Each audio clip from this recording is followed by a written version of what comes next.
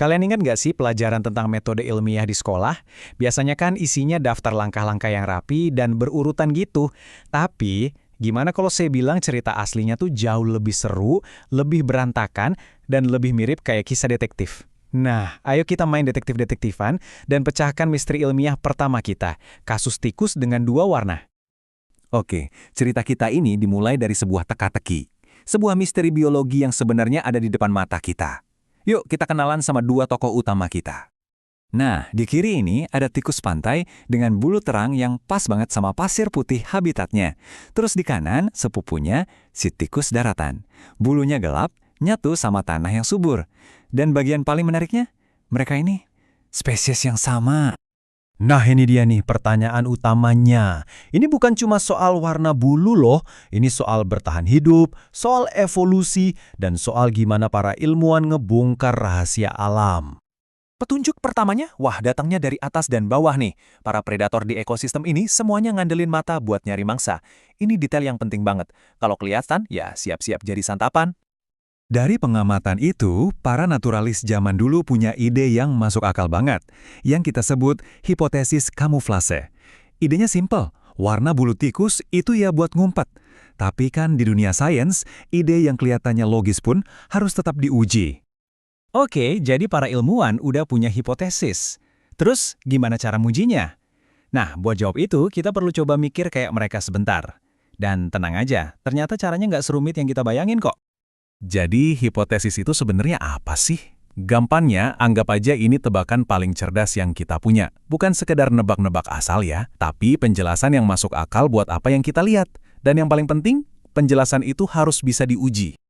Kalian mungkin nggak sadar, tapi sebenarnya kita semua ngelakuin proses ini tiap hari. Nggak percaya? Coba deh bayangin situasi ini. Lampu meja mati, itu observasi. Loh kok mati ya? Itu pertanyaan. Wah, jangan-jangan bohlamnya putus. Nah, itu hipotesis kalian. Oke, coba deh ganti bohlamnya, pasti nyala lagi. Dan itu tesnya. Simpel kan? Tanpa sadar kalian udah mikir kayak ilmuwan. Oke, balik lagi ke tikus kita. Sekarang kita udah ngerti soal hipotesis, gimana para ilmuwan ngerancang tes buat hipotesis kamuflase ini. Kan nggak mungkin mereka nanya langsung ke elang. Jadi ya, mereka ngelakuin hal paling cerdas berikutnya. Pada tahun 2010, sebuah tim yang dipimpin oleh Hopi Hoekstra ngerancang sebuah eksperimen yang jenius banget. Mereka bikin ratusan model tikus dari plastisin, terus dicat biar warnanya sama persis kayak tikus pantai dan tikus daratan. Kerennya lagi, mereka taruh kedua jenis model ini di kedua lingkungan tersebut. Dalam eksperimen kayak gini, ada dua variabel kunci. Pertama, variabel independen, yaitu hal yang diubah-ubah sama peneliti. Dalam kasus ini, ya warna model tikusnya. Terus yang kedua, variabel dependen. Ini yang mereka ukur buat lihat efeknya. Gampangnya, berapa banyak model yang diserang predator. Nah, bagian paling pinternya dari desain ini adalah penggunaan kelompok kontrol dan eksperimental. Gini deh, di habitat pantai, model yang warna terang itu jadi kontrolnya. Kan dia nyamar. Nah, model yang gelap jadi kelompok eksperimentalnya. Dia kelihatan jelas banget. Begitu juga sebaliknya di habitat daratan. Oke, ratusan model tikus udah ditaruh di tempatnya. Malam tiba, para predator keluar buat berburu. Pertanyaan besarnya, model mana nih yang bakal jadi korban? Dan hasilnya? Wah, lihat aja grafik ini, udah ngejelasin semuanya. Di pantai, model gelap yang gak nyamar itu paling banyak diserang. Di daratan, giliran model terang yang jadi sasaran empuk. Polanya jelas banget. Kalau kamu kelihatan beda sama lingkunganmu, kamu bakal dimangsa. Kesimpulannya udah jelas banget, kamuflase itu beneran ampuh. Hipotesisnya terbukti, warna bulu yang cocok sama lingkungan itu ngasih keuntungan besar buat bertahan hidup karena bisa ngurangin resiko dimangsa. Kayaknya misteri terpecahkan ya. Eits, tapi tunggu dulu, ceritanya belum selesai di sini. Cuma karena satu eksperimen berhasil bukan berarti sains berhenti. Justru ini ngebawa kita ke pemahaman yang lebih dalam lagi soal gimana sains itu sebenarnya bekerja. Nah, ini poin yang penting banget. Ide soal metode ilmiah yang cuma daftar langkah-langkah kaku itu sebenarnya mitos. Kenyataannya jauh lebih dinamis, jauh lebih fleksibel. Model yang lebih akurat tuh kayak gini, semuanya nyambung. Dimulai dari eksplorasi dan rasa penasaran yang akhirnya munculin ide buat diuji. Hasilnya di-share ke komunitas ilmuwan lain buat dianalisis yang ujung-ujungnya bisa ngasih manfaat buat kita semua. Jadi ini bukan garis lurus, tapi siklus penemuan yang nggak ada habisnya.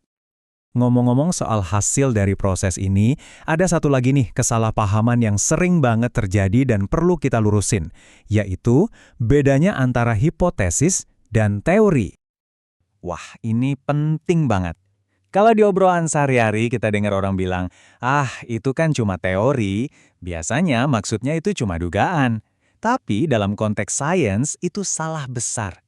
Sebuah teori dalam sains itu bukan dugaan. Justru sebaliknya, itu adalah penjelasan paling kuat yang kita punya. Oke, ayo kita bedain. Hipotesis itu spesifik, cakupannya sempit. Kayak ide kita soal kamuflasi tikus tadi.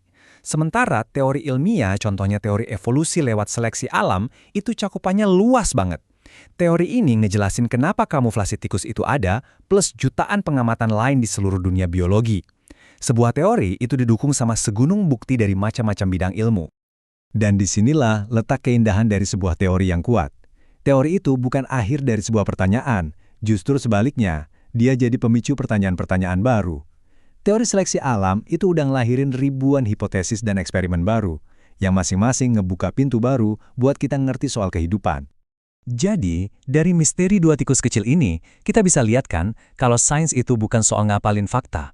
Sains itu sebuah proses, sebuah cara berpikir, sebuah petualangan tanpa akhir buat terus bertanya. Intinya gini, sains adalah alat kita buat menjawab rasa penasaran. Nah, sekarang giliran kalian, pertanyaan apa yang pengen kalian jawab selanjutnya?